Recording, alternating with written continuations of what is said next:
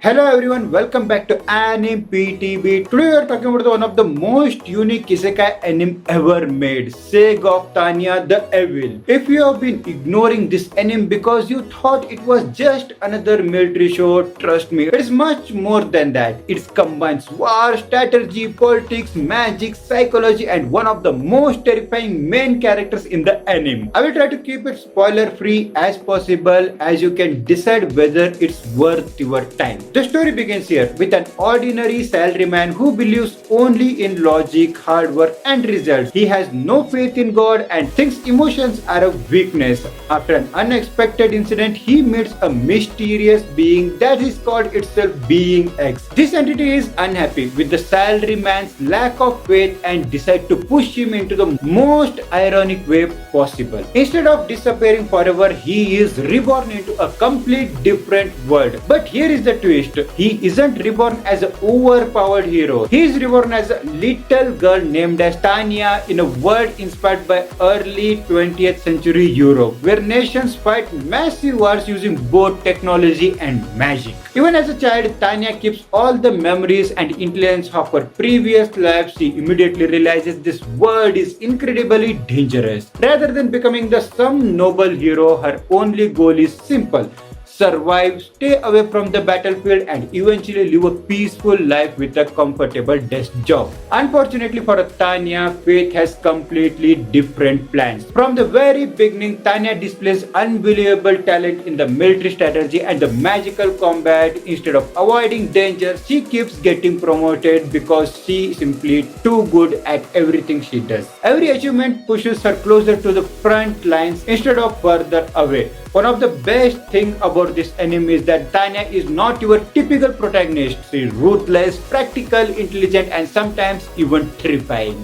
She doesn't fight because she enjoys killing. She fights because in her mind, efficiency, survival are the only things that matters. Every decision she makes is calculated. At the same time, the anime consistently asks an interesting question: can intelligence alone overcome destiny? Or will faith and fate always have the final word? This conflict between the Tanya and Being X quietly drives the entire story without taking any attention away from the war itself. The world building is another huge strength. Instead of focusing on the fancy kingdoms and the demon lords, the anime creates a believable military world. Different countries have different strategies, political interests and military objectives. Battles aren't won because of someone has a strong magic spell. Logistics, planning, leadership and the tacticals, all that matters. The action scenes are fantastic. Watching flying mechs fight in the sky completely different from the most fantasy animes. Bullets, explosions, artillery, magic, aerial combat, everything comes together in an exciting way. The animation during the major battle is fluid, fast and intense. Another thing I really liked is that the anime doesn't try to make war look glamorous. Every victory comes with the consequences. Every mission has the risk. Even when Tanya succeeds, the overall situation often becomes more complicated. That's one reason the series feels surprisingly mature. The supporting cast also deserves appreciation. Tanya may steal the spotlight, but the soldiers around her gradually become memorable in their own way.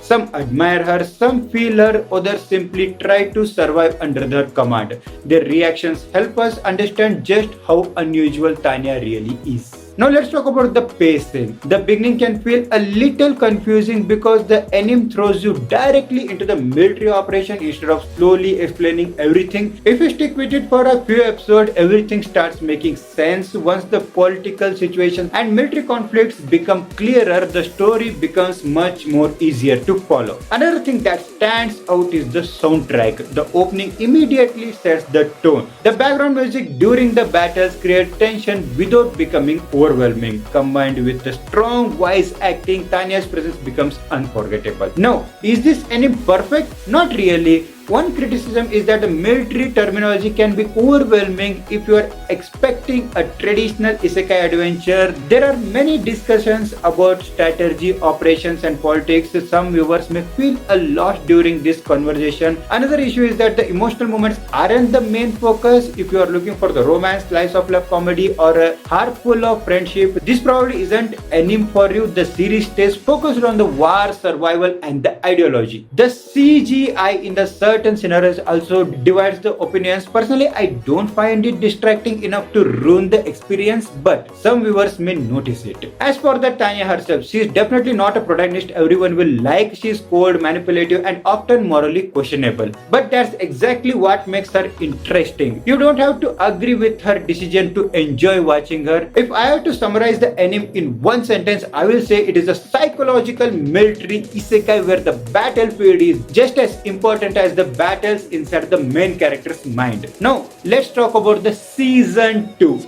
The announcement creates a lot of excitement because fans have been waiting for years to see Tanya's story continued. Based on new season we are watching right now, it will continue the conflict even further, introducing the bigger military challenges and the deeper political tension while continuing the Tanya style against the Being X. If the adaptation maintains the same production quality and the storytelling, season 2 has the potential to be even further than the first season. Personally, I am looking forward to seeing how Tanya continues balancing survival, ambition and her constant battle against the fate. That's still the heart of the series, so should you watch the Saga of Tanya the Evil if you enjoy smart protagonists, military strategy, psychological conflicts, unique world building and action that actually has consequences, then absolutely yes. If you are expecting a light-hearted isekai with a comedy, romance and the overpowered wish fulfillment, this may not match your taste. For me, this animation stands out because it dares to be different. Instead of following the every isekai trend, it builds its own identity. Tanya is the one of the most memorable protagonists in the modern anime. Not because she is the strongest, but because she is one of the smartest and most unpredictable. My final rating is 8.8 out of 10. It's not the perfect, but it's definitely one of the most unique isekai experience available, and I recommend giving it at least 3 episodes before deciding it. So that's my spoiler-free recap and review of Saga of Tanya the Evil. If you enjoyed this video, make sure to like, subscribe and share it with your anime-loving friends. Let me know in the comments, do you think Tanya is a genuine a villain or simply someone trying to survive? This is ANIME PTB and I will see you in the next anime breakdown. Until then, keep watching great animes and take care. Bye bye. Sayonara.